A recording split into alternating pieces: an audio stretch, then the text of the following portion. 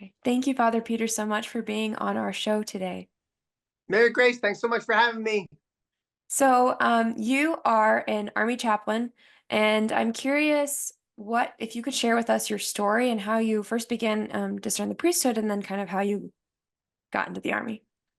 Sure. So actually, my first thoughts in becoming a priest were to be an Army chaplain. I had been previously an Army officer out of college. I went through ROTC, the Reserve Officer Training Corps, and I was commissioned a second lieutenant back in the early '90s.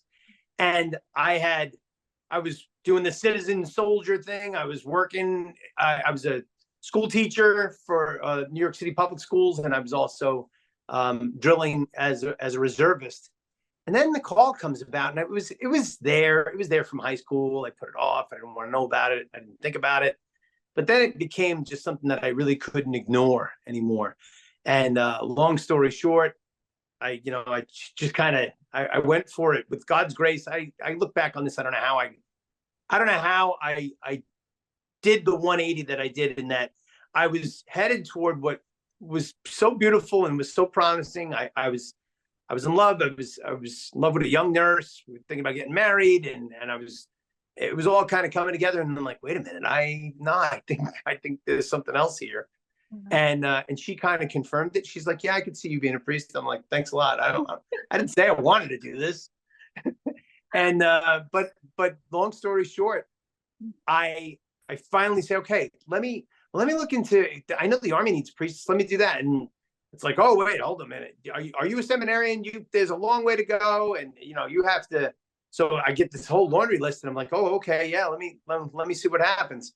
So I join the Archdiocese of New York, not knowing at the time that there is a path that exists now called co-sponsorship, where you could belong and have a relationship with both the Archdiocese of the military and the Archdiocese of your local Archdiocese at the same time.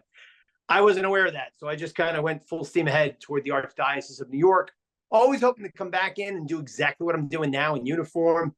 I'm a brigade chaplain with the 82nd Airborne, and I take care of paratroopers, and I love what I do. But it was a long road. I started seminary, so 7 years of seminary. Then I was a priest for 10 years before I was finally released. God bless Cardinal Dolan. He's your former Archbishop down there in St. Louis. He's now my Archbishop up in New York. He gave me permission 10 years ago to do the work that I do now, and I love it. It's outdoor ministry. It's sacraments and parachutes, and I just love it.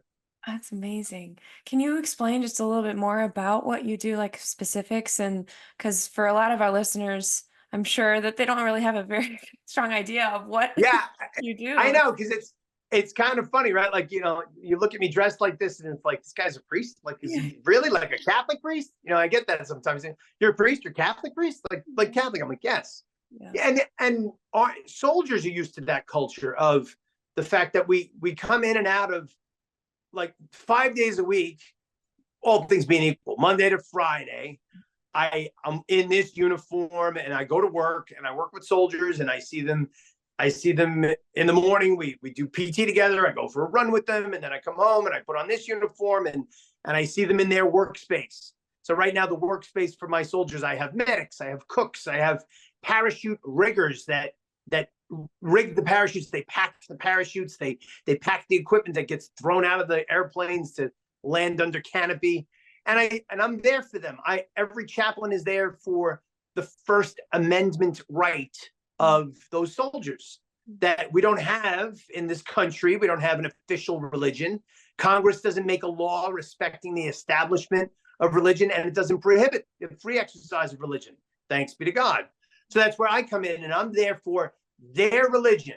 I'm there for the soldier's individual religious practice. Now, if he or she is Catholic, hey, I'm right here. Hey, how you doing? Look at this. I can hear your confessions. I can baptize your kids. I can do your marriage because I'm Catholic priest. I could do that. But if, let's say, they're Jewish or they're Protestant, then I resource for them. I get them a chaplain that can fulfill their religious needs. Wow. And that's basically So, I mean, that's basically my life in a nutshell. Like day to day, I'm up early. I'm at work. You know, we're literally saluting the flag at 6:30 in the morning, and then I work out with them. I come home, I change, and then I go to work back and forth. I'm very fortunate. In that I kind of live where I work. My office is only 5 minutes from where we're taping right now. And when we're done, I'm going back to the office. I have things to do this evening, and it's this kind of, it's no different than parish life though. Think about your parish priest. He gets up early in the morning. He says mass early in the morning, and then he sees the kids in the school, and then he comes home, and then he's got to go back out for evening meetings with the Knights of Columbus. It's very similar. It's very similar. The difference though is I do deploy.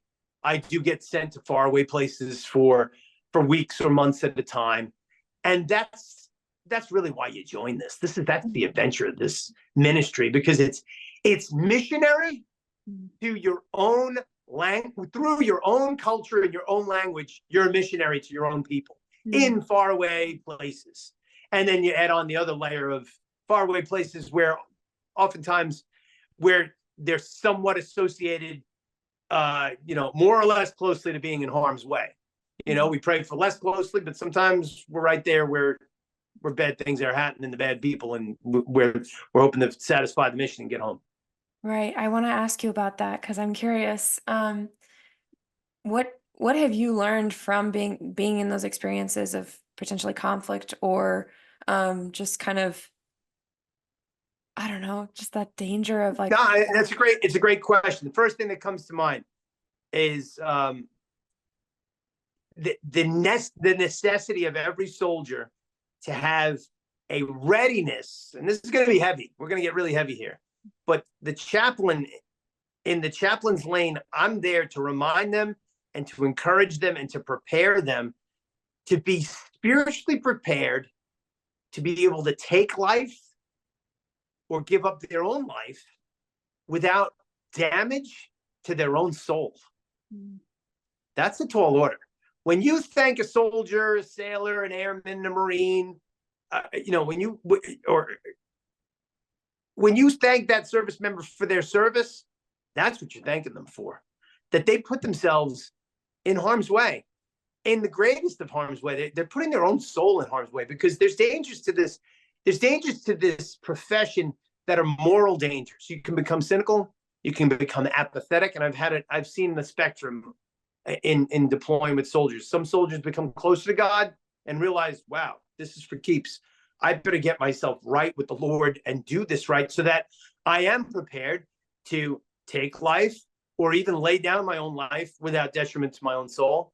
But then there's also the danger of just people kind of, YOLO the whole thing. And it's like, hey, if I come home, I come home. If I don't, I don't. And they get bitter, they get angry. And that's where all of the problems that we see and that we're familiar with, the worst of it through, depression, anxiety, addiction, suicide, all of that comes from not being prepared for how serious and how high the stakes really are in this profession. wow. Yeah. And do you have any specific or profound experiences that kind of have influenced your own life? A tall order. I'll share I'll share a story. I was overseas. I was in Iraq, and I went to debrief a bunch of soldiers that were right in the thick of it. It was bad. It was bad, and it's a very humbling experience to be there when the emotions and everything are so raw. But the chaplain comes in, and you can kind of, it's very humbling that they kind of exhale and they're glad to see you. And it's like, oh, chaplain, and they can talk to me freely, that I have complete confidentiality. As Catholics, we're so used to, and we take it for granted, how confidentiality with your priest, you go to confession with your priest, and whatever you tell that priest in confession, it dies with him.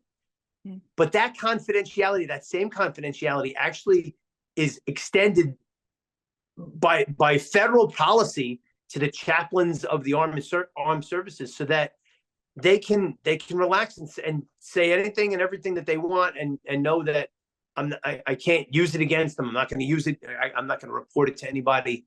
So that can be a great source of comfort. And in that situation, it was they ran, not to get too graphic, but they were under fire. They had to. They were under fire. They took rounds, and there were fires burning, literal fires burning around their defended position. They had to run not once, not twice, but 3 times. The fire got so hot they had to retrograde back and back and back further because everything around them was burning. And you know, gets to the point where it's like, is this it? Is this going to be the end? Like, are we far enough? Are we going to have a place to get out of here? And thanks be to God, they survived. But that's, to do that without the spiritual help of a chaplain, without taking seriously your own spiritual interior life, that's a tall order. And do you find with the you had mentioned earlier that you serve those who have a different religion. Have you found that they trust you just as much? I mean, obviously it's a different religion, but they approach you. You know what? I'll give you something. This one's an interesting one. I like telling this story, especially coming off the month of the Sacred Heart, which some people call Pride Month. I like to call it the month of the Sacred Heart. But I've had instances where soldiers have a confidence and a trust and an ease, and I have a good friendship with them. But then all of a sudden, like, they ask a question, they get very comfortable, and they say, "Hey, Chaplain, are you free later? I want to come and talk to you." And then they'll come and I said, "Yeah, like, what do you want to talk about?" He's like, "Do you mind if I close the door? I really want to share something." I'm like, "Okay." And I've had situations where people want to talk about like marital counseling, but they're homosexual, and I'm like, "Wait a minute." I said, "You realize, like, I don't condone like what you do. I can't offer you counseling, for a same-sex couple, because at its root, it's against what I believe and what the Catholic Church teaches." And you know what? I've had more than one instance where it's like, I know that, I know, and I know I'm gay, but I want to hear it from you. I want to hear why are we not, you say like we shouldn't be married. Why are we not meant for each other? That's a powerful moment. And what a great opportunity that's coming from the soldiers. It's not coming from me, because that's not for me to, I have to meet people where they're at, and I'm not there to proselytize, but because they knew that I'm a Catholic priest and they knew where I stood with this, they wanted to hear it. I've had instances where people it's really the light of the Holy Spirit. It just comes in, and they're like, what you're telling me, we're really not meant for each other. This is no good. I really should end this. And I'm like, yeah, you should. But to see that, to have a front row seat to the light of the Holy Spirit in that way, in those circumstances, it's powerful, and it's humbling. And it's not me, it's him. Wow. And there's so much trust there. I think that's an incredible testament too to the work that you do, is that they trust you so much to come to you in that way. It is.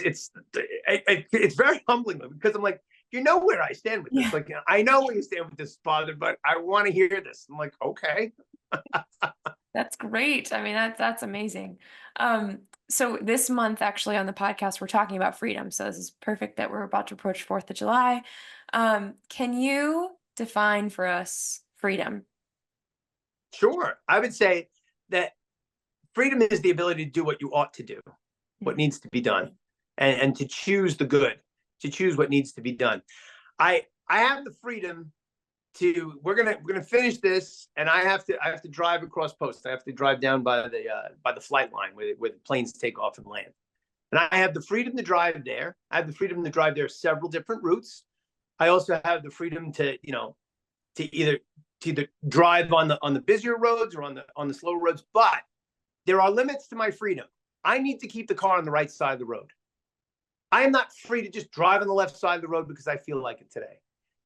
And because I choose to freely stay on the right side of the road, and I hope and pray that everybody else does, it develops a bond of love and trust willing to good for each other, that we know we can pass each other at 50 miles an hour and not kill each other. That's true freedom.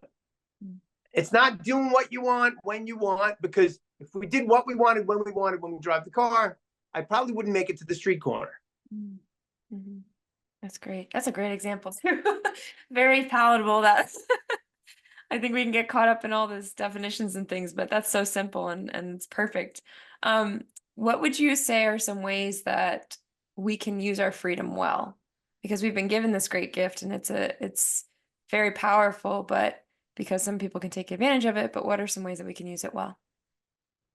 Yeah, how do we use our freedom? Well, I think we need to discern what God wants of us to live the freedom that He's given us.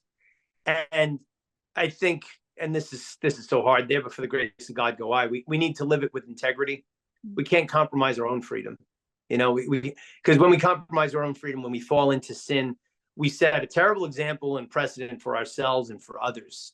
And that's really where we harm each other. You know, everything from scandal to just to literally harming each other. I mean, to go back to the analogy, you know, to smashing people, you know, head-on collision. There's another great analogy a friend shared with me. Is that a pastor was asked to coach. He talked about freedom and the rules, and everybody like, oh, the rules, 10 commandments, like, oh, like, well, you know, I have to do this, do not do this, do not do that. There's freedom in the rules. So this pastor, he gets a phone call to coach a soccer game, and he's like, I might be there, I might not be there. The actual referee said, I might be there, I might not be there, but I'm trying to get there, but I don't want to like tell you the kids can't play, so like let them play and you'll be fine. And the pastor goes there and he's like, I don't have a whistle, I don't have the equipment to lay out the lines, I don't have the flags for them to tell the teams apart. And it turned into chaos. And everybody's arguing, what's this? This is out of bounds. They're hitting each other and getting, you know, like getting hurt and all that. As soon as the real ref showed up, 2 toots on the whistle, everybody responded because the rules were in play and they were free to really play the game as they wanted to enjoy it. That was what was enjoyable. There's no enjoyment in chaos. There's no enjoyment in breaking the rules and just living for yourself and not for others. That's great. Yes. And so obviously a lot around this time we always thank our service members, and we were very fortunate because of the freedom that we get to receive here in the United States because of their sacrifice. Um, with your conversations with service members and the Army and around, have you ever heard like their reasons behind the thing behind the serving in the armed forces? Like, obviously as a bystander we think, okay, great, they're giving us our freedom, but like, what is their like, what's their motivation? Why did they join? yeah You know, that's a great question, because for every soldier in a formation, you know, for every soldier that's standing there in a uniform ready to serve, for every soldier who is, and implicit to that, they've all written the country and signed a blank check to the country to say, hey, this, you can cash this for the full amount of my entire life if need be. But obviously nobody joins to hopefully get killed. We hope to serve and serve with honor, but we, you know, the cynical phrase is, I'm not here to die for my country, I'm here for the other guy to die for his. So, you know, and we operate under violence. You know, I mean, that's how we get things done. We operate with great violence. That's necessary, and when it's only a last resort, we don't lead with violence. But we are this is the administrative arm of what it takes to diplomatically solve a problem. After talks and everything else fails, it's the arm of the military that's got to back it up. A lot of people serve for lots of different reasons. Some for the challenge, because they want to do hard things. They want to overcome the fear of, like, what would it be like to jump out of an airplane? What is it like to serve my country in a faraway place? I'm away from my family and everything, and I'm going to do this, you know, for the sake of my country, for the patriotism of it. Some of them are escaping bad situations at home, and I will say that the military is an excellent way up and out of bad situations where maybe things at home are just awful. Everything from you may be surrounded with addiction and parents who are absentee or in jail and all this other stuff. And a lot of soldiers use it as an escape in the healthiest sense. They come to the army and they're given order and discipline, and they're able to take care of themselves at such a young age, at 18 years old. I mean, any man or woman who's physically qualified, physically fit, they can make a life for themselves, and then just build it out from there. In 20 years, they're 38 years old, and they retire honorably from this life of service and all that they've gained in terms of education and discipline. So there's a lot of things that attract a soldier to serve, and they're all noble. You join in for a college GI Bill, good for you. You only want to do 4 years, that's great. You want to make a career out of it, that's great too. We need everyone. We need everyone to. I think we'd be better off if more people served, especially at a young age, to realize what they're capable of and understand the cost of freedom. Yes. And I feel like even teaching virtue, I feel like that's a very approachable way to teach virtue just at a young age if you join early. Um, and so, kind of going along that line, how can we as individuals and families and stuff honor those who sacrifice, their lives for our country, who have served now, who served before? How can we honor them? It is as simple as thanking them. Thanking the people that you know. I think looking for opportunities. It's a very simple thing to do, and it's a beautiful thing to do, is to write them. Write them like a snail mail letter, like writing letters to a soldier. That, like, if you find out like so and so's brother's going to basic training, find out that soldier's address so that you can write that brother or that sister. Getting mail from home as a young soldier, that's gold. That's better than a steak dinner, because there's just so much care and thought that comes from it, and you can't replace it. You can't find it anywhere else. And also, I think, certainly praying for the leaders of our country to wield the hand of diplomacy justly for the good of all of our sons and daughters that serve. That's great. And how can parents teach their children the value of freedom and then the responsibility associated with that? Because I think what we're sort of experiencing right now is kind of this, I don't know, the youth sometimes can appear to be a little entitled, or they're just, they're not as respectful of the American flag or of different aspects of our freedom. How can parents teach their children to respect that and to hold it responsibly? I would start right in your own community. I would start by introducing your children to the police and the firemen and the EMTs that are in the neighborhood. And you talk to them and say, hey, I got an 8-year-old kid that I want to introduce you to. Can you talk about, what it is to serve and to be a police officer? And you set up the conversation beforehand, but I think that's a great way to introduce them. Go to a recruiting station where they can meet soldiers and Marines and airmen, and they'll be happy to tell them their story. They'll probably give them a little gift, a little squish toy or something like that.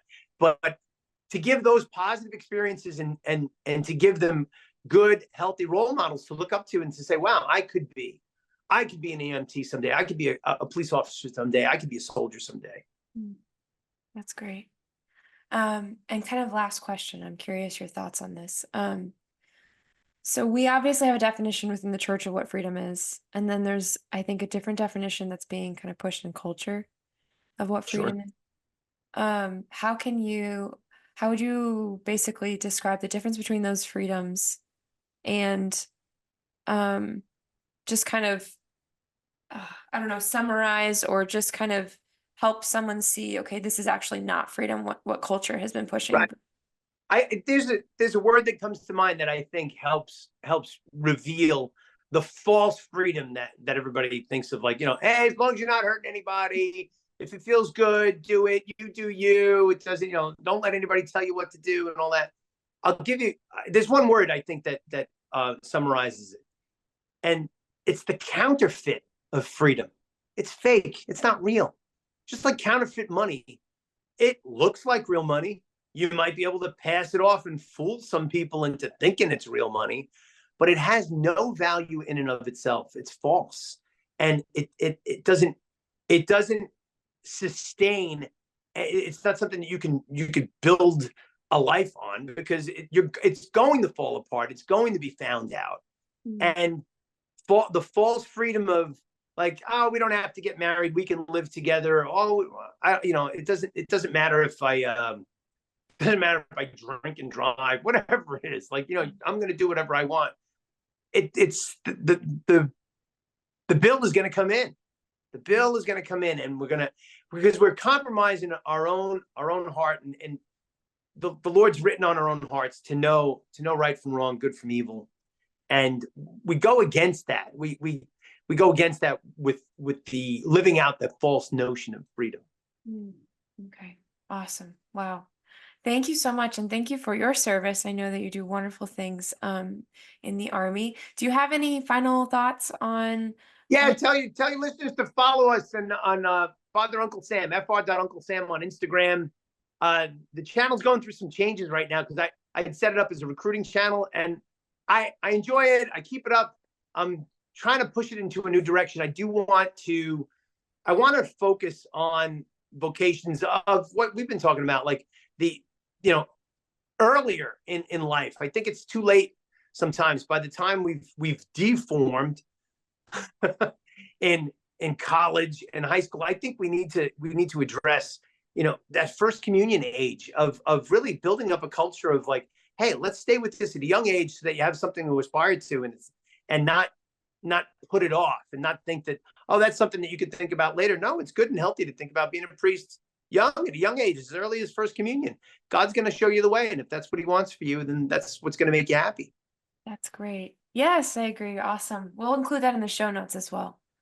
Thanks. Thank you so much for being on our show today. Thanks. And Thanks for having me. Happy 4th of July. Happy Independence Day. I tell you, listeners, celebrate your independence. Get to confession. thank you. Thanks, Father Peter. You're welcome.